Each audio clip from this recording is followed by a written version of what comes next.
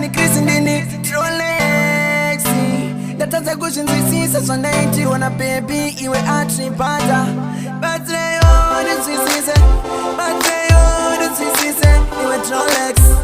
atripata Nataza kusisisa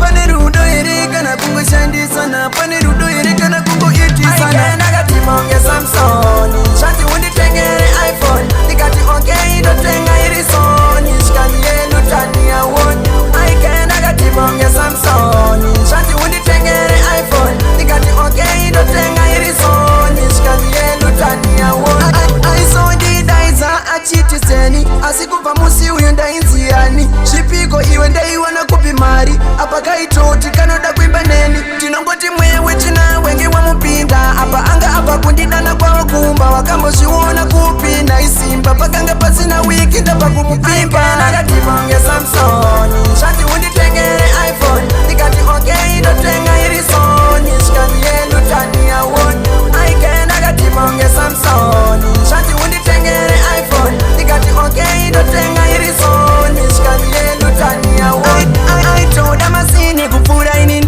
Kowadzimo inini ndegombi Apa anonyebera kugara arisi Munhu wenyama Trolex ngamudi Ndakatoti zviri nani ndite exit Ndibude zvangu ndisati ndeta perishi Aingoita zvakadhakwa zviri cheodishi Ane moyo wekugambula ari selfish Aiigaya Ndakadhibha unge Samson Shanti unditengere iPhone Ndikati okay inotenga iri Sony Shikanye Lutan ya woni Aiigaya Ndakadhibha unge Samson Shanti unditengere iPhone Ndikati okay inotenga iri Sony Shikanye Lutan ya woni Aisondidaiza achitiseni Asikubva musi uyu ndainziyani Zvipiko iwe ndaiwana kupi mari Apa kaitoti kanoda kuimba neni Tinongoti mwewe chinawe ngewa mupinda Apa anga apa kundidana kwava kumba Wakambozviona kupi naisimba Pakanga pasina wiki ndapa kumupimba Ndakadhibha unge Samson Shanti unditengere iPhone Ndikati okay inotenga iri Sony Shikanye Lutan ya woni